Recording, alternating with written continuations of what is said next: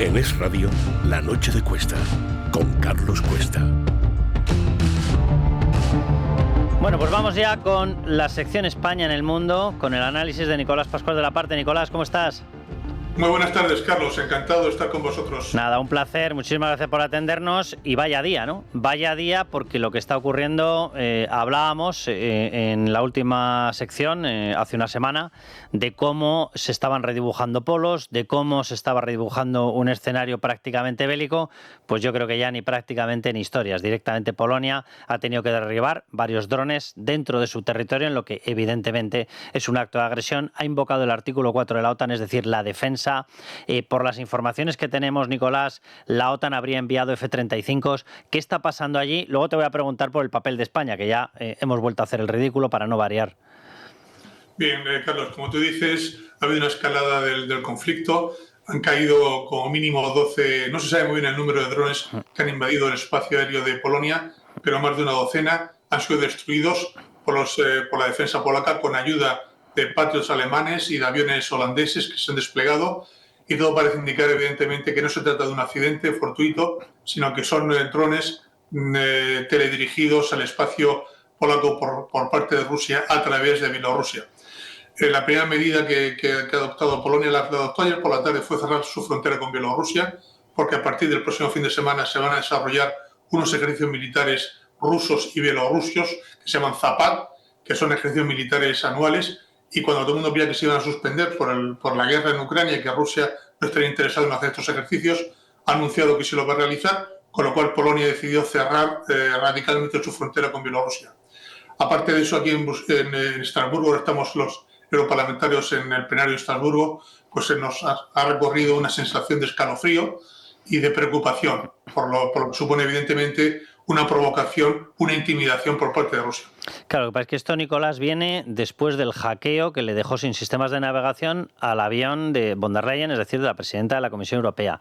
Viene después de que Rusia hubiese atentado directamente contra objetivos o contra sedes comunitarias dentro del territorio de Ucrania. Es decir, viene después de un montón de capítulos que dices, oye, te voy a hacer la pregunta porque yo creo que en estos momentos la tiene muchísima gente en la mente. ¿Estamos caminando hacia una guerra abierta?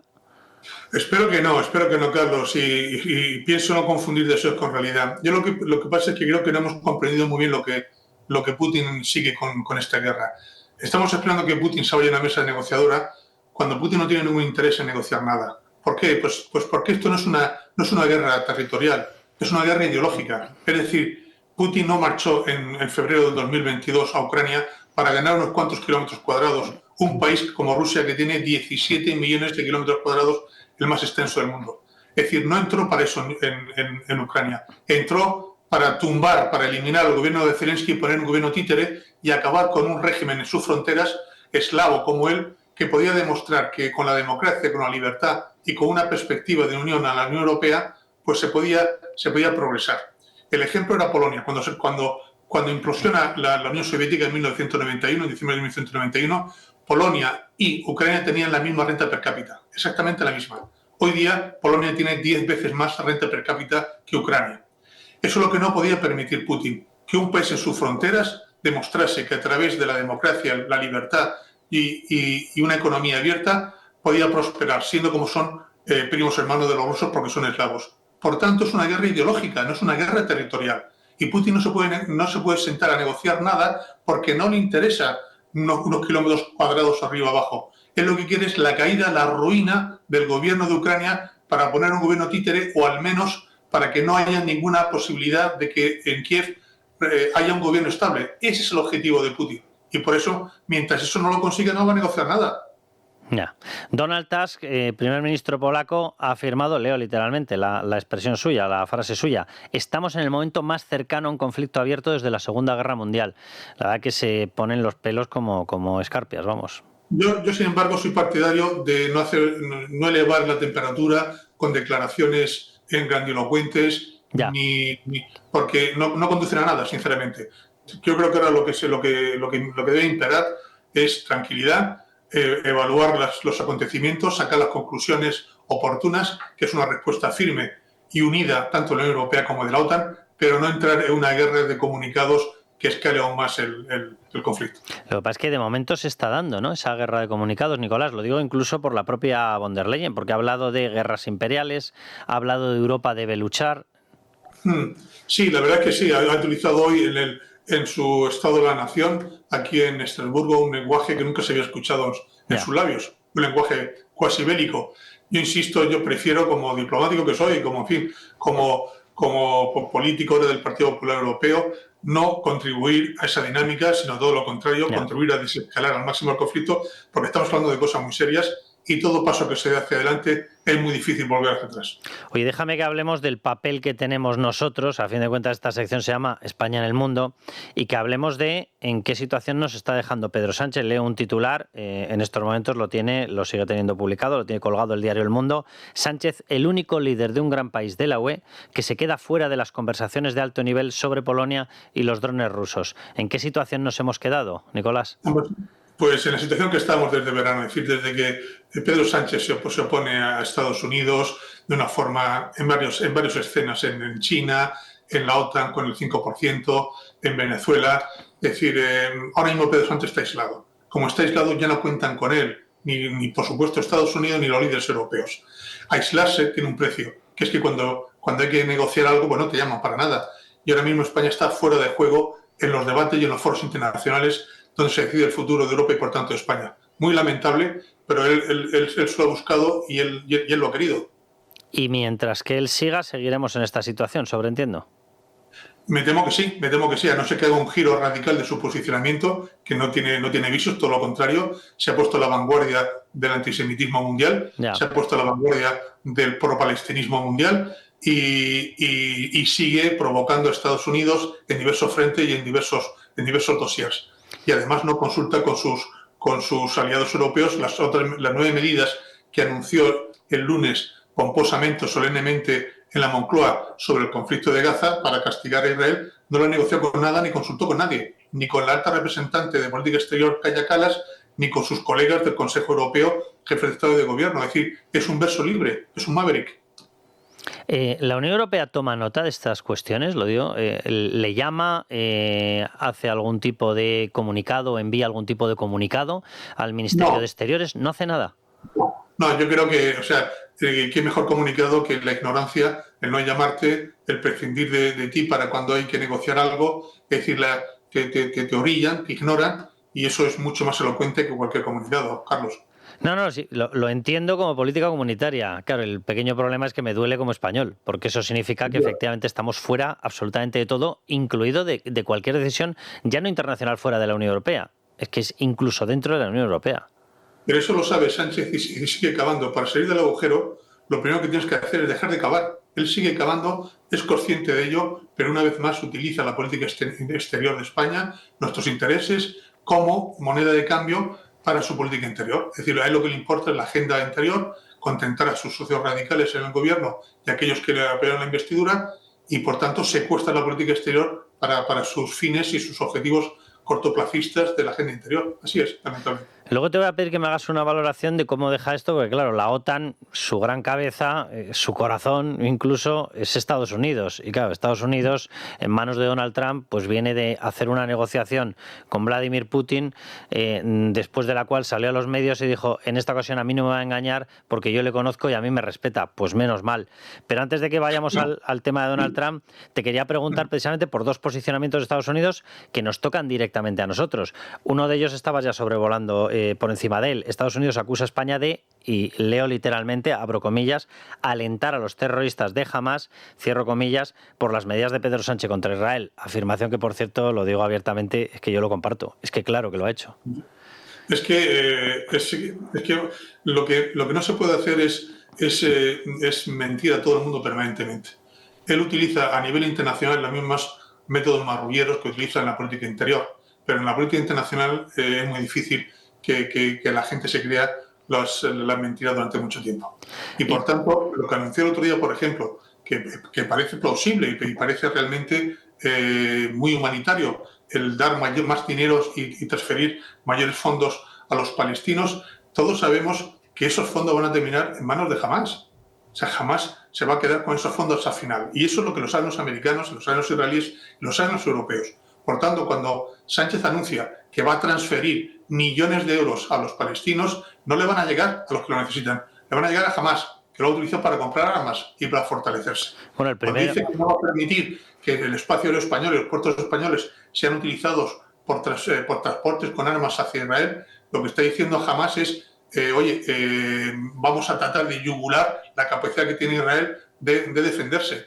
Y esos mensajes son nítidos y en Washington, lógicamente, toman nota. Por tanto, su reacción me parece lógica. Bueno, el primero que lo sabía clarísimamente era Hamás, que directamente le felicitó. O sea, le faltó decir gracias por llenarme la billetera. Nada, ya si tienes más dinero me lo sigues enviando. Claro, es que eso es muy fuerte. Y, insisto, es el único líder que ha recibido la felicitación de Hamás, ya no sé cuántas veces, y 3 o 4 veces, ¿no? Sí. Eso en Europa es inaudito. Bueno, la segunda o el segundo mensaje, iba a decir la segunda advertencia, claro, evidentemente esa advertencia. El gobierno de Estados Unidos señala a Zapatero, a José Luis Rodríguez Zapatero, por su actitud ante el chavismo y deja caer que podría quitarle la visa. Nos estamos apeando por completo del bloque occidental y nos estamos apeando por completo del bloque democrático. Nos estamos yendo de hocicoz al Grupo Popular. No nos podemos ir ya más porque estábamos metidos y de hecho somos socios fundadores por culpa del Partido Socialista, pero nos estamos saliendo de cualquier alianza importante del mundo capitalista, del mundo occidental, Nicolás. Así es, Carlos, lamentablemente así es. Lo de Zapatero se veía venir porque Zapatero mantiene unas relaciones de complicidad, de amistad, de compadreo, de conchaveo, incluso con Maduro y con el régimen chavista durante años. Eso era evidente y eso también tiene sus consecuencias. Y ahora que Estados Unidos ha decidido enfrentarse al clan de los soles, es decir, a la nomenclatura dictatorial y asesina venezolana que tiene el poder, pues lógicamente uno de los que está en el barco con ellos es Zapatero y por tanto pues también tendrá que responder por sus actos y por su conducta. Y efectivamente eso es un aldabón más de vergüenza para la política exterior española. ¿En Estados Unidos son conscientes de la enorme influencia que tiene José Luis Rodríguez Zapatero sobre Sánchez, sobre todo en materia de agenda exterior?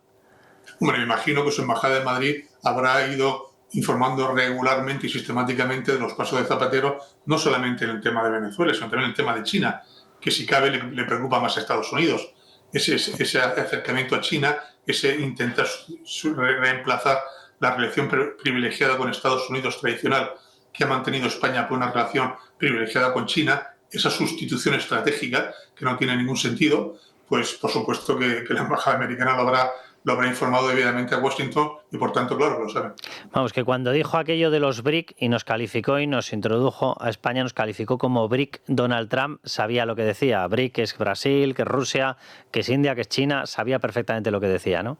Pues a mí también me sorprendió, Carlos, he de confesar. O sea, pensamos que Trump no sabía geografía o no sabía geoestrategia, pero resulta que quizás que estaba muy bien informado y que efectivamente al colocarnos cerca de los BRICS estaba dando en el clavo.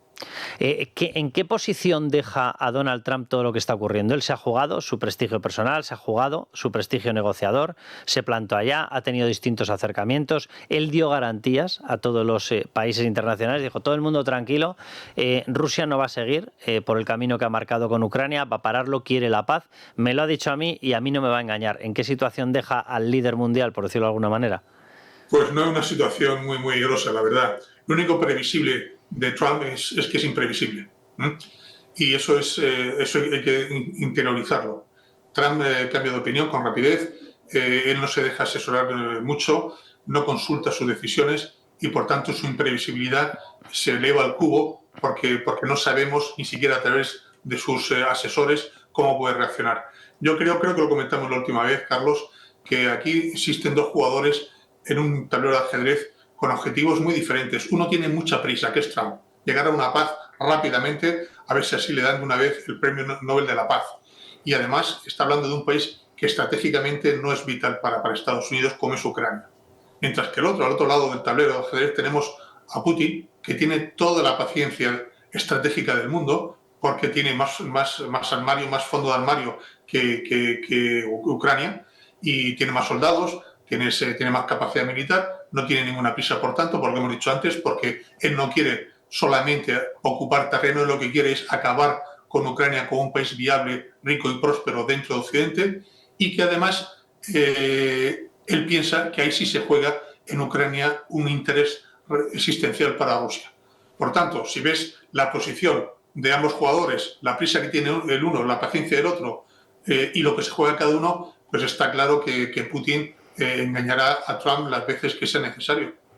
Totalmente. Estaba yo recordando cuando estaba leyendo todos estos titulares de Polonia de arriba, varios drones rusos, la OTAN envía F-35, comienza un nuevo despliegue. Estaba yo pensando en el ridículo espantoso que hemos hecho hace poquitos meses, muy poquitos meses, en aquella famosa reunión de la OTAN que se produjo precisamente para conseguir el compromiso de todos los países por la amenaza rusa de una mayor inversión, de un mayor gasto en materia bélica, en materia defensiva. Y nosotros hicimos el soberano ridículo firmando un comunicado, pero luego saliendo Pedro Sánchez a decir que no lo había firmado delante de los socios de ultraizquierda, asegurando que no estaba firmado, teniéndole que recordar directamente. Fue peor que un ridículo, Carlos. Fue una falta de solidaridad con los aliados, que es lo que no nos perdonan. Lo que se hizo en La Haya con el 5%, como sabemos, el 3,5% del PIB para adquirir material y el 1,5% para cuestiones relacionadas con la defensa, como la movilidad militar, las infraestructuras, era una forma de contentar a Trump y de ganar tiempo por parte de los europeos para rearmarnos y ser capaces de proveer nuestra propia defensa. Como ahora mismo no lo somos, necesitamos que los americanos se queden tanto en Europa, físicamente, como en la OTAN.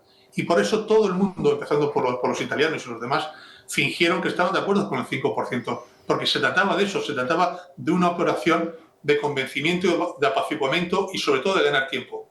Y cuando estaban todos de acuerdo, hubo uno que rompió las filas y que estuvo a punto de dar al traste con toda la estrategia europea.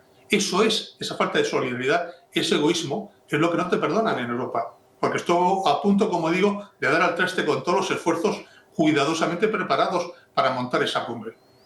¿Militarmente estamos preparados para lo que puede llegar, Nicolás? Si te refieres a una guerra abierta, total, contra Rusia, ese escenario no me lo quiero ni plantear, porque Rusia, al ser una potencia nuclear, puede rápidamente ascender el umbral nuclear. Si es en términos puramente convencionales, sí, o sea, la OTAN es muy superior a Rusia, evidentemente, en todos los sectores, en todos los terrenos, táctico y estratégico, pero si Putin decide pasar al umbral de la amenaza nuclear, eso lógicamente estamos hablando de otra dimensión. En términos convencionales, sí, la OTAN es muy superior a Rusia, siempre y cuando no lleguemos al umbral nuclear. ¿Descartas operaciones adicionales como la que hemos visto en Polonia? ¿Drones? En absoluto. No. Yo creo que esto es el comienzo de una larga lista de provocaciones por parte de Rusia. De hecho, ya nuestros colegas aquí, rumanos, búlgaros, checos, eslovacos, todos aquellos países que tienen frontera con Rusia, se están movilizando y están tomando medidas, están aumentando el nivel de alarma en sus países, están poniendo en estado de alerta permanente a su aviación, es decir, están todos muy nerviosos y muy preocupados. Y yo creo que ahora Putin puede jugar a hacer provocaciones o bien a los países bálticos o en cualquier otro país que tenga frontera para ver cómo reaccionamos, para ver si la OTAN es un tigre de papel o no, si la Unión Europea está unida o no, para provocar con esa tensión que las contradicciones internas, tanto de la OTAN como de la Unión Europea, puedan emerger y que, lógicamente, saque ventajas estratégicas. Va a seguir con las provocaciones, me temo. Eso te iba a decir, que nos está tanteando, a ver hasta dónde llega nuestra capacidad de aguante y nuestra capacidad de respuesta. Exacto, está tentando las aguas para ver qué capacidad tenemos de aguante, de respuesta unificada y de resiliencia que se dice ahora. Por eso ahora lo fundamental, creo yo, que tenemos que hacer, tanto aquí en la Unión Europea como en la OTAN, es dar una respuesta unida, unificada, sin ninguna brecha, sin ninguna posibilidad de que haya ni versos sueltos ni Mavericks, otra vez. ¿Y ahí en qué situación nos coge? Lo digo porque, claro, Pedro Sánchez, estoy totalmente de acuerdo con lo que estás diciendo. Al final va a tener que mostrar, en esto ya, sin ambajes, sin titubeos, va a tener que decir o estoy o no estoy. Lo digo porque es que el otro día casualmente el Falcon se le estropeaba. Luego entraba en videoconferencia cuando precisamente se iba a hablar de la situación de algunos países con respecto al tema de Ucrania. Oye, y el Falcon, que no es el Falcon, son 4 Falcons en España, casualmente se le estropeaba y no podía llegar. ¿Cómo va a lidiar este toro Pedro Sánchez con sus socios? Porque va a tener que decir sí o no. O sea, esta historia aquí de medias... Aquí no creo, o no quiero creer, Carlos, de verdad, no quiero creer que la frivolidad se imponga sobre la seriedad y la improvisación sobre la política de Estado. Yo creo que cuando estamos hablando ya de temas de seguridad directamente, como es lo que está ocurriendo ahora en la frontera este de Europa, aquí sí que no caben márgenes de tolerancia ni de duda. Aquí España y Pedro Sánchez y la ministra de Defensa y el ministro de Exteriores tendrán que cerrar filas con los aliados en la OTAN y en Europa, porque, como digo, no hay capacidad aquí de tolerancia cero para los egoísmos nacionales. Claro, lo que pasa es que eso, a efectos de política interna, le va a suponer una bronca con Podemos, una bronca con Sumar, una bronca con Bildu, una bronca con Esquerra. Yo fíjate, claro, yo pienso que estas son broncas, sí, le va a costar, pero ninguno de ellos va a romper la coalición ni por Ucrania ni por el gasto en la defensa. No se han visto en otra en su vida, no van a salir del gobierno lo de Sumar jamás, y los que apoyan a Sánchez tienen su propia agenda de reivindicaciones de competencias, egoísta totalmente, y por supuesto que van a protestar por el gasto en defensa, y por supuesto que van a protestar por nuestra implicación en la defensa de Occidente, pero no creo que eso vaya más allá y no vayan a romper ninguna coalición. Por eso yo creo que habría que relativizar un poco este tema. ¿Cuánto tiempo, con la experiencia que tú tienes en campo diplomático, cuánto tiempo se tarda en devolver un país que ha caído en una sombra de credibilidad tan brutal como la que estamos nosotros ahora? ¿Cuánto tiempo se tarda en convencer a aliados que tienen que serlo, democráticos occidentales, de miren, ha cambiado un gobierno, ha habido elecciones, de verdad créannos que esto va a cambiar y que volvemos a ser un país serio? ¿Esto es fácil? Lamentablemente va a costar mucho más tiempo de lo poco que ha costado arruinar nuestro prestigio y nuestra influencia. Espero que cuando el Partido Popular gobierne, espero que sea muy pronto, seamos capaces de corregir. No va a ser simplemente un gobierno de reforma, sino de corrección y de reconstrucción, que es mucho más estructural y que llevará más tiempo. Pero creo que nuestros aliados, que son gente inteligente, saben distinguir lo que es un gobierno de lo que es un país, y que, como digo, cuando haya ese reemplazo por un gobierno serio y responsable encabezado por el PP, seremos capaces de corregir la situación y de reconstruir sobre el páramo que nos deje Sánchez.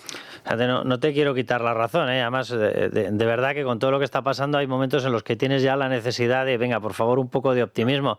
Pero claro, también sobreentiendo que esos mismos aliados se valorarán y dirán, sí, vosotros, el nuevo gobierno, merecéis credibilidad, pero es que los votantes hay veces que hacen cosas raras.